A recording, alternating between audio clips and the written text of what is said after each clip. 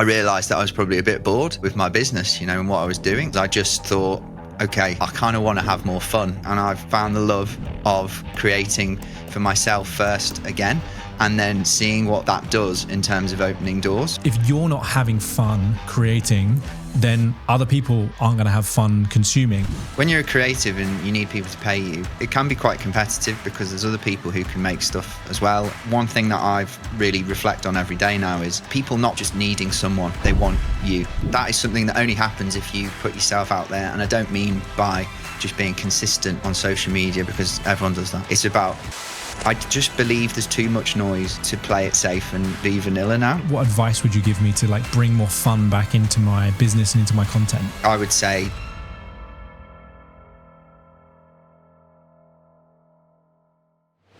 are you having fun running your business? I know that's a question that I've asked myself in the past, and the answer hasn't always been yes.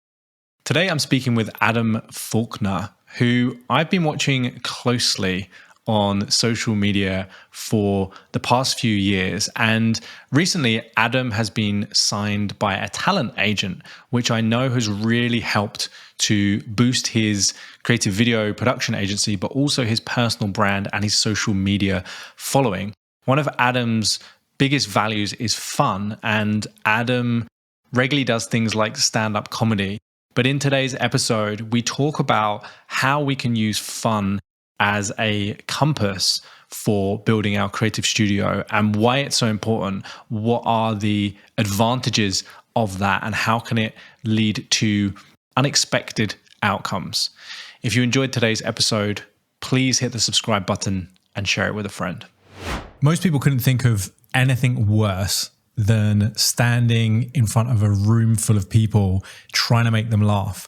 But that's exactly what you've been doing for the past few months. What's going on? I think the best place to start with this is, well, two things. One, I'm a person who, when I want to do something, I'll just do it. I said to my girlfriend late last year, I'm gonna try stand up, and she was like, okay, go on then. I was like, okay, and then I did it. I think the impact of that was it was for me, as a person. I wasn't thinking strategically. I was just like, I would like to try this. It's not like I've wanted to do that since I was a child. It's come to me, and the kind of knock-on effect is that into my business it has gone. You start to find the funny in it's weird. Like you open your mind to things being funny, and then everything suddenly becomes funny. Everything, you walk around, you leave the house, you hear conversations, you see people doing stuff, and you're like, wow. So what I'm trying to say is the knock-on effect has been, I realized that I was probably a bit bored with my business, and what I was doing. And that's no disrespect to A, what I was doing, or B, the people I was working with, because obviously they were paying for something that I had set up in that way. It's certainly not their fault, or am I knocking them? But I was just like, I'm a bit bored, I'm a marketer who has come into marketing really through a different door. I didn't study it, and I didn't, read all these books, read the rule books or the guides. So I just kind of have come into it my own way. I used to be a journalist, so for newspapers, I used to come up with ideas for TV programs. So I kind of come into it my own way, and I've probably been following other people's, rule books. They're not bad. And this isn't me trying to break the rules. I just thought, okay, I kind of want to have more fun with what I'm doing. Yeah, and I think a lot of people can resonate with that, right? Like the feeling of your business being a bit boring. And I think creatives as well, we get bored quite easily. So what was your business, just for context, what was your business doing, say, a year ago? A year ago, it was, I've always had a video production business. It's been 5.5 years, very beginning COVID up until now. And then over the years, I've dabbled in other things. I helped a lot of freelancers for a couple of years, with their kind of setting up their thing. And then I've helped people with their LinkedIn, because I have a fairly good following on LinkedIn, and I understand the platform, and I just thought I can help people with this. People ask me. A lot of the things I've done, Matt, have been because people have asked me. Yeah, which is a great way to approach things from a business perspective, because there's demand there, right? But I think that in truth, it probably got a bit scattered. I was like doing a bit of this, doing a bit of that. And I don't think that's a terrible thing. This time last year, I think the bulk of what I was doing was helping people with their LinkedIn and then doing some video projects with brands and businesses. And then I kind of set up this service where, as a former journalist, I would interview people on camera, and then I would basically chop that up into bite-sized clips that they could use on social. But I think that doing the stand-up, making comedy sketches, that was another thing that I was doing, which were like really landing with people. And it woke me up, to be honest, because it reminded me of 5.5 years ago when I didn't have a business, and I started it, and it was COVID and I had no clients, and I was making videos in the garden with my housemate who was a mixologist, and he couldn't work. So we were just doing it for the love of it. And I almost feel like I'm back there 5.5 years ago, and I've found the love of creating for myself first again, and then seeing what that does in terms of opening doors, for yourself. It's like I've forgotten, but I think sometimes you can kind of get a bit too wrapped up in the day-to-day of business, and you end up kind of fitting in. And I'm a very creative person. I would create regardless of the outcome. I just really enjoy doing it. I'm a musician. I've always made music. Like, not everything has to have this, outcome or business outcome. Having said that, it is nice. Yeah, it's nice to actually earn money and you're not living off pot noodles. Of course, like I'm probably somewhere in the middle of, which is a good place to be, of art and commercialization. I understand that art alone is fantastic, and if you're just doing it for yourself, that is a wonderful thing. But if you want to commercialize it, you have to think about it. You can't just be like, why is no one buying this? Like, you have to think about people and think about, do they want to pay for this? Is there a desire for it? Is there a need for it? And I think that's what I've really enjoyed about having a business is, I can run it my own way, but now it feels like I've put on the right clothes, which is basically like leading with fun first for me. Like, it sounds basically like you are a multi-hyphenate creative, which I know like a lot of people are. And you were kind of going from lots of different things. How did you find this kind of like core theme in your business to unify everything? How did you bring everything together? I think that bringing it all together has been a process of the start of the comedy adventure, really enjoying that, leaning into it, doing it because I just love doing it. And then on a personal level, I became a father a few months ago, and I knew that would give me some more clarity and perspective even before it happened. So I've had some space to think about it. I've been creating funny, fun, comedic stuff for about a year. I've let that sink in and be there rather than just, haphazardly just changing direction. And as I stand here today talking to you, it feels like a fantastic direction because, in life, my purpose is to have a great life and enjoy it as much as I possibly can. So that can be my business as well.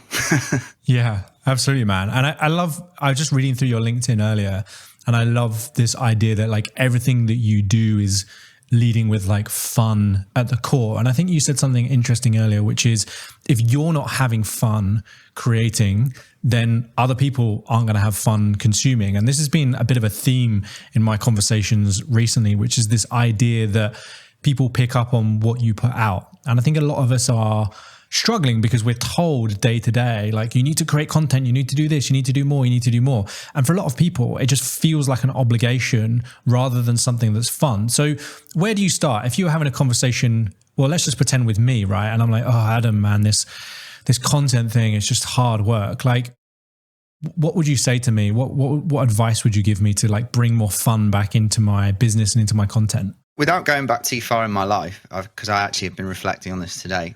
So when I used to work in television, one of my roles was coming up with ideas for TV programs. And the way we kind of did it, this isn't how I was told, I'm just reflecting on it, it's almost like think without restriction, or, create without restriction. It doesn't mean you have to make that idea or it will get made.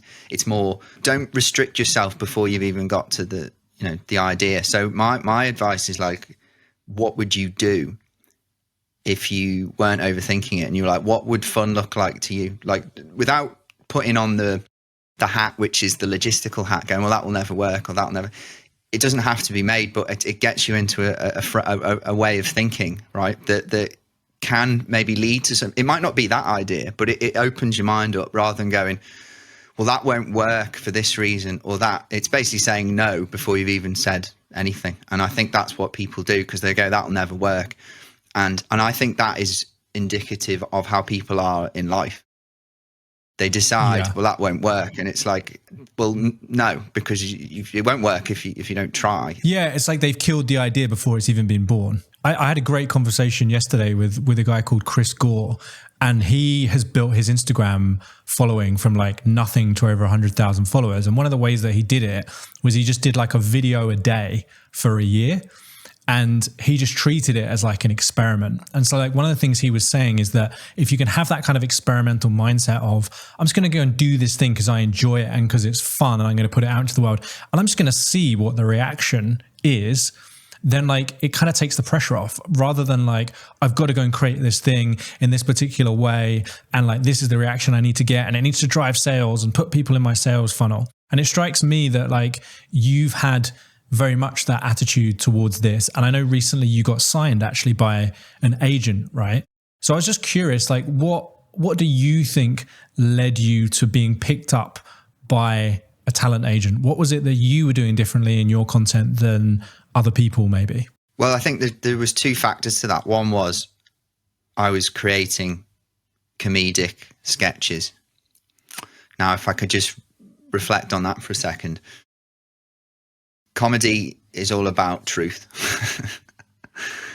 So you need to find things that are true and then just say them to people, because that is funny, right? So you find it's about being relatable. I know that word it gets bandied around, but it's so true. It's like if people see themselves in something, it's much more likely to trigger something in them in a positive way or a negative way, depends what you're trying to do. And it's more likely to be shared, and so it's more likely to be relevant, and it kind of creates that loop over and over again. So I was creating comedy sketches, which I really enjoyed making.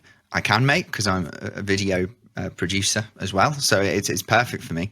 It's a great way to show almost like some acting skills as well. Like it's a great platform to be creative with. And the other thing was I was doing stand-up, so my agent was actually at a gig that I did in London at the Comedy Store. So I think the two things together were like, this is I don't think he'll mind me saying this. That was a no-brainer for him. But I think that those two things together were fundamental for something happening. Yeah, absolutely. And I love the fact that you've lent into your medium. And I think that's something also that Chris shares, because he worked for the BBC and for the last 20 years has been behind a camera. So a lot of his content is about video and it's on a platform like Instagram. What would you say to people who are more in other creative roles? You mentioned before that like you're a musician. I've got clients that run audio production agencies. I've got clients that run branding studios. I've got clients that run animation studios.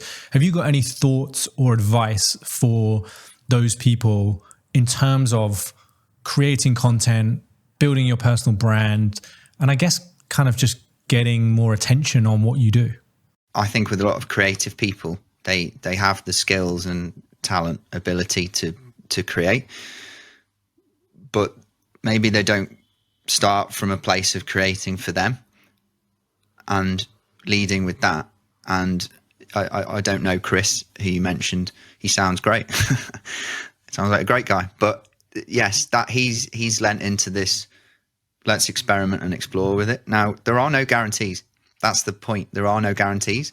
And I think that when you're a creative and you need people to pay you, it can be quite competitive because there's other people who can make stuff as well. And obviously it kind of gets shipped out sometimes to various different people, and then it works out like that. But I think that one thing that I've really reflect on every day now is people not wanting, just needing someone. They want you. And that is something that only happens if you put yourself out there. And I don't mean by just being consistent on social media, because everyone does that. It's about, being constant and constantly use. And it takes courage to do that, because it might be that you try something that, I don't know, is different, but it reflects you. The algorithm's like, well, I'm not sure, but you might get a couple of fans out of it, you know?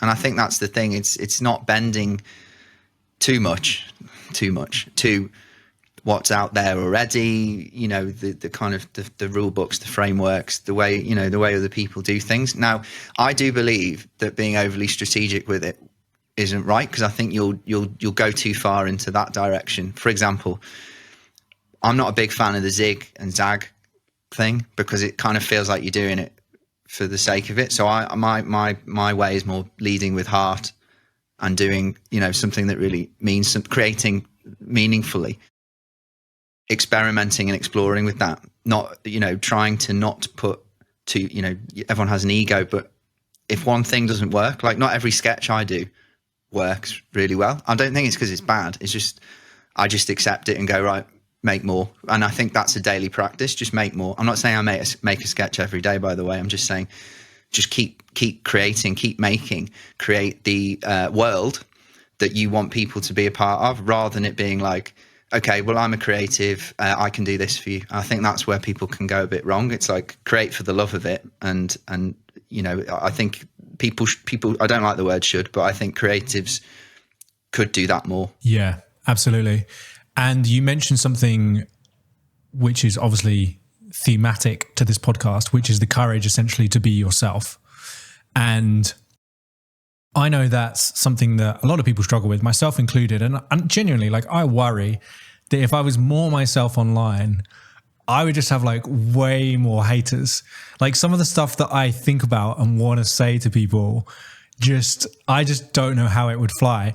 But then I also look at people like Donald Trump and I'm like, well, it's not as bad as that. And he's the president of a country. So like the impact probably wouldn't be too bad. But like, how do you think about kind of being yourself online, and how do you make sure that you're not copying other people and that you're actually coming across as authentically as possible? I think when it comes to being yourself online, it's like it is a version of yourself.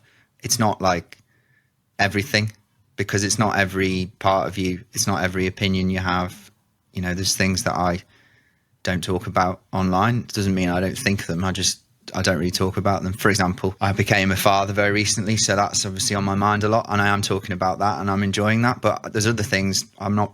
I think about politics, but I don't talk about it. I have opinions on religion, but I'm not talking about it. It's about what you want to share and thinking, okay, well, why am I sharing this? You know, and I think, but as long as you do it, what you do share is true to you. I think that's fantastic. I want to be perceived as a trier, not a winner, because I just try. I will keep trying, and that is an example I want my daughter to see: trying things, exploring, experimenting. And I think that there is honesty in that, and I think that is very relatable to people, because people don't always want to see everyone's, you know, wins and successes, of which I think it's important to share those as well, because I think that is part of who people are. But I also I think it's a reflection on how you are as a person. Like I don't want to share crushing lows. I'd rather talk to my partner or my girlfriend than share it. It really depends on your personality. Yeah. And like you said something important there, which was how I want to be perceived.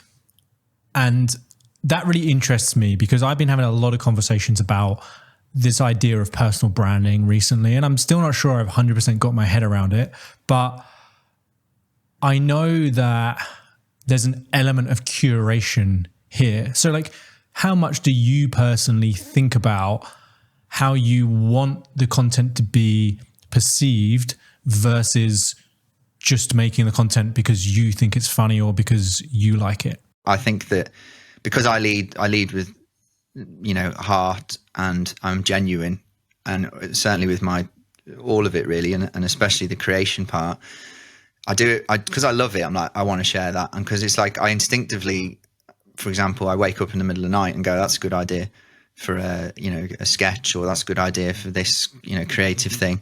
And I'm like, well, why am I doing that? Like, that's obviously what I want, instinctively what's on my mind and what I want to do. So do that. And I think that's the great thing to share.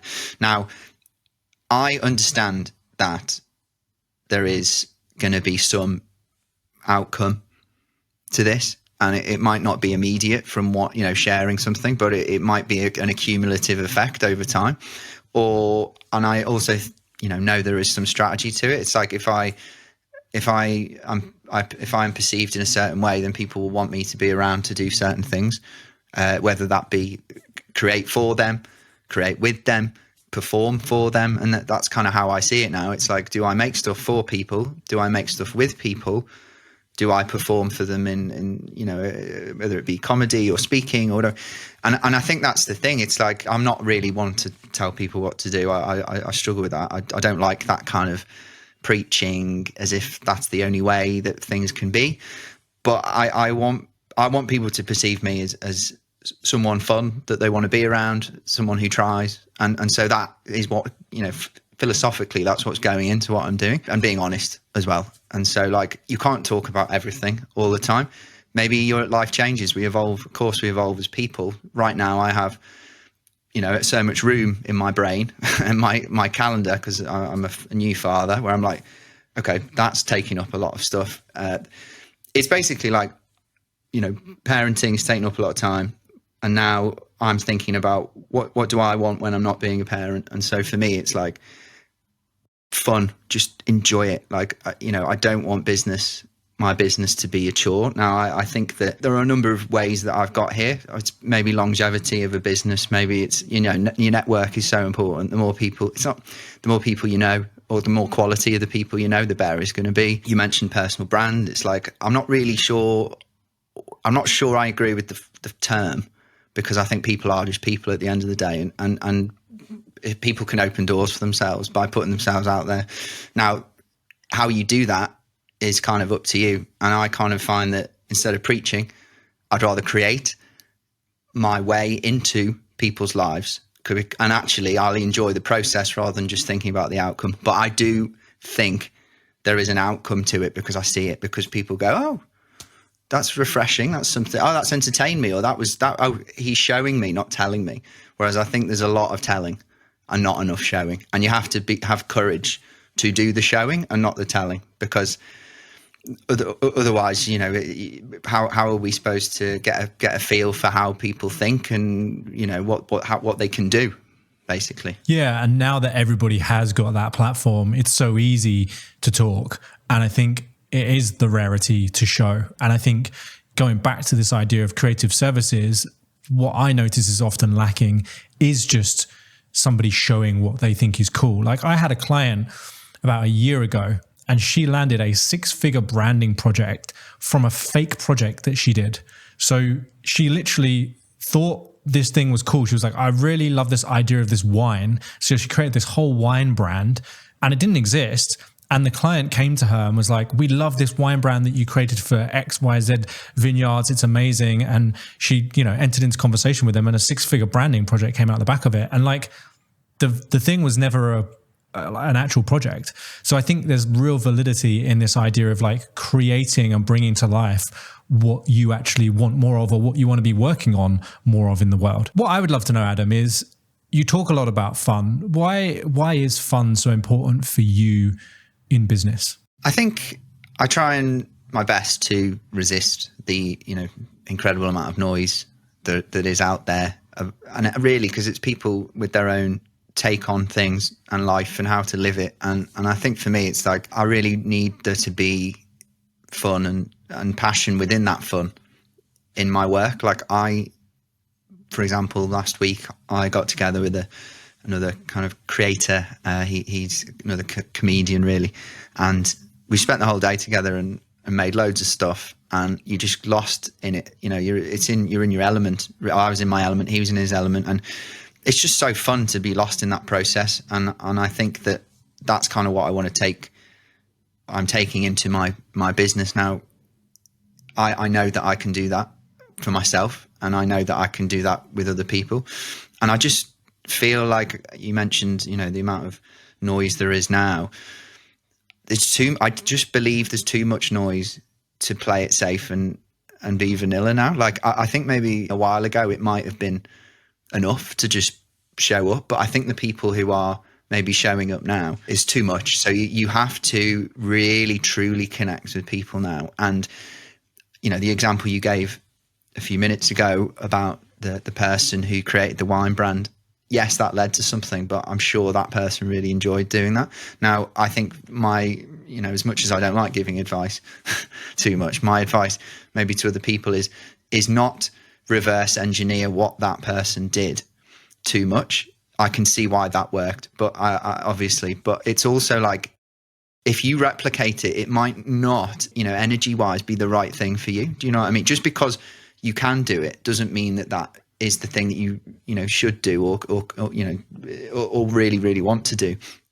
And that's why I'm thinking, going back to starting from like, what do I really enjoy doing with this? Like, and putting that love into that rather than being like, okay, well, I see this person does this. I think, going back to basics and being like, why do I want to do this? Like for myself, and do I really want to create this? And it can sound a bit like hit and hope, but the point is there are no guarantees. Like even if you funnel a lot of money into some sort of, campaign, whether it be for yourself or for a business, it doesn't guarantee it's going to land, because people are looking for something that has that not just relatability, but relevance as well. And the kind of energy between all of that, I think is super, super, super important, because time is so precious. And I know it's so obvious to say that, but like people want to spend time with people that they, or give time to things that they genuinely feel like it's worth giving time to. And so going back to the point about, I'm not a big fan of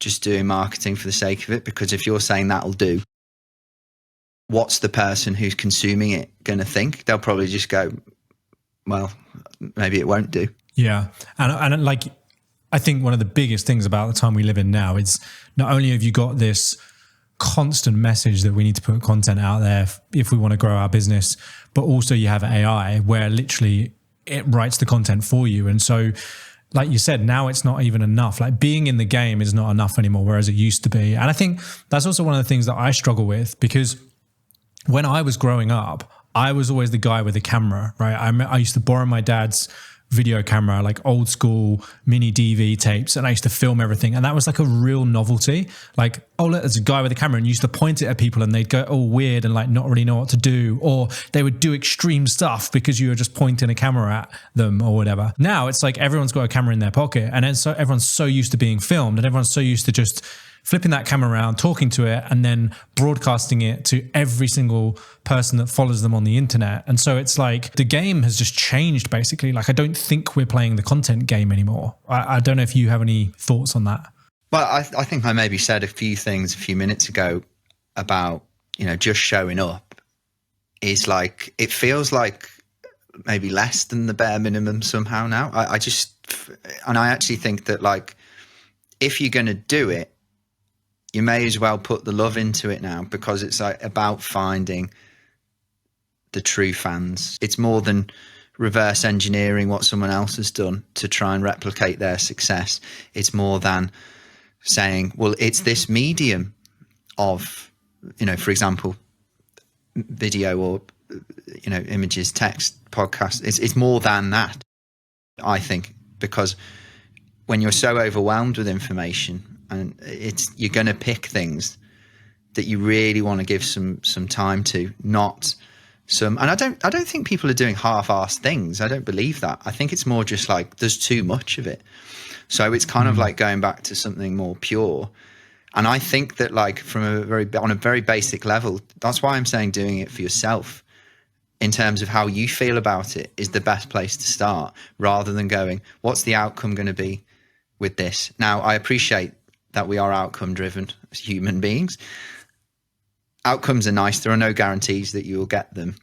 But I also think that how you feel about it is important. I can't wait to, when I think of a sketch or a piece of content, I go, yeah, right, I can't wait to do that. And I think it people want to see that now. People want to spend time with people. Now, unfortunately, a lot of the content online that works is racing to an outcome as quickly as possible, certainly with some numbers, i.e.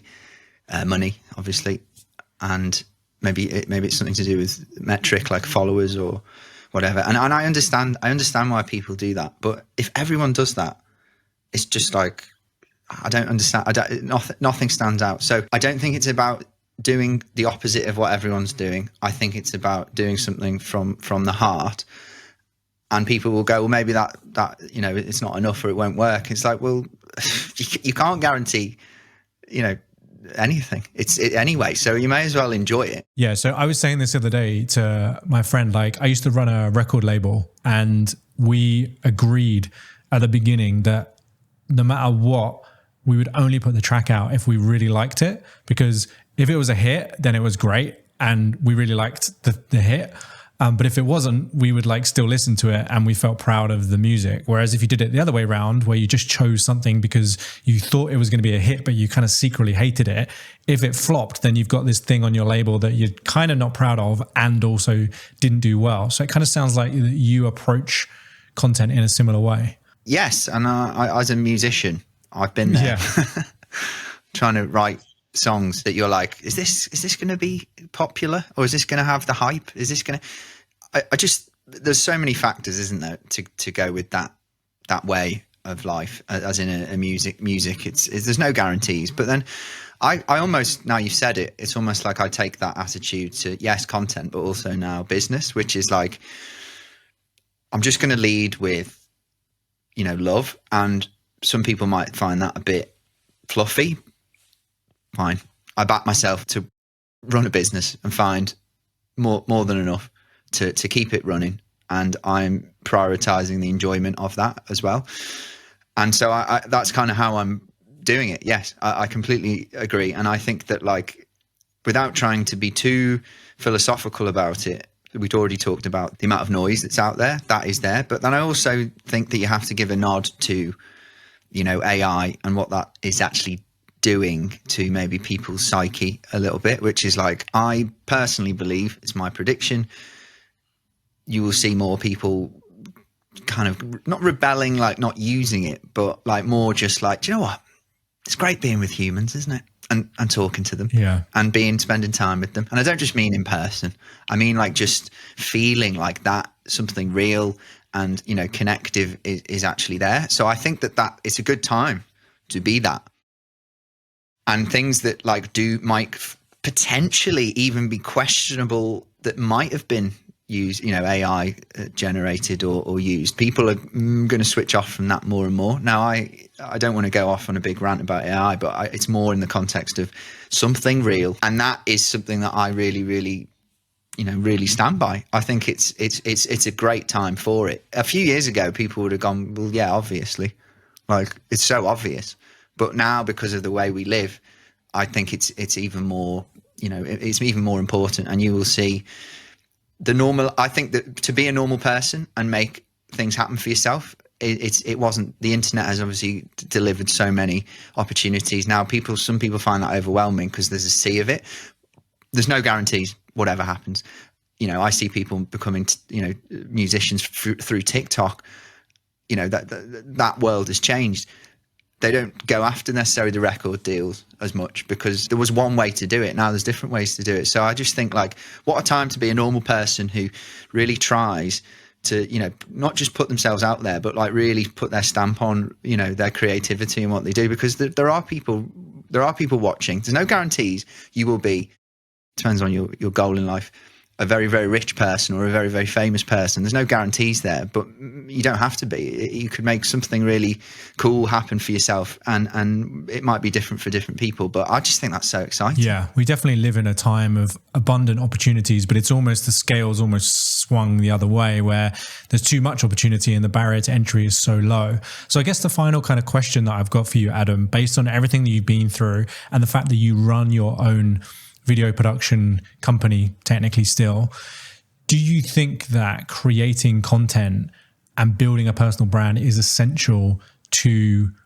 building a successful business? I would say that without really understanding that that's what I was doing, i.e., the personal brand thing, the thread that's been there the whole time has been my personality, and I've kept putting that out there, and it might be mainly on LinkedIn, but the point is, I felt like I've brought people along on the adventure with me. And I think that has been one of the best things, without being strategic about it. That's one of the best things I've done, because it's basically like people feel like they know you. And if people feel like they know you, there's a better chance that, you know, you score more trust points without, I've just done it, genuinely just done it, like without really thinking about it. It's like, you know, I would have done that without the internet. I would have gone around, talked to people, you know, building the trust points. That's how I just see it. You know, it's like, and I think that someone like that, like me, who does that over time is always just going to expand their kind of, you know, their sphere of opportunity, because it's basically like just talking to people,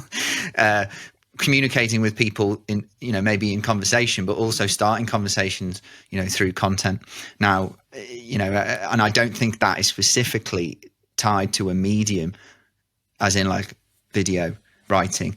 It's not really that. It's about going, does this connect with people in the right way, that, you know, and without being too strategic about it. And I think I do that very well, because I just bring people along on the adventure with me in an honest way. And I think that really, if I don't really like the term personal branding, but I think that is true personal branding, rather than it being like, you know, too strategic. It's just like, because people buy into people. I think people forget this, and you're more likely to buy something from someone that you like. Absolutely, man. It's all about connection. So I think that like doing it for yourself with a view to making, you know, connections with other people is always going to be there for me. And the medium might be different for other people, or the tone might be slightly different for different people. Like, but the point is, it's like, that's the commitment that you should have every day. And it doesn't have to be through one medium or one channel. It's just like, okay, how do I kind of expand my kind of sphere of connection? Love that, man. Absolutely love that. What a great message to end the podcast on. Thank you so much for being a guest and sharing your journey so openly online. That's one thing that really inspires me about you. Where can people connect with you? Where's the best place if they want to enter into connection with you? I would say right now that the best place genuinely is on LinkedIn, because that's kind of where I built a lot of the business stuff, and that's where a lot of my content sits. I also am now developing my TikTok and my Instagram, but that's mainly comedy sketches. So obviously my name is Adam Faulkner on LinkedIn, and then on TikTok and Instagram it's comedy Adam AF. Nice, man. Thank you so much for being a guest. No, thanks so much for having me, and I really appreciate you giving me a platform to share what's inside my head. Thanks, dude.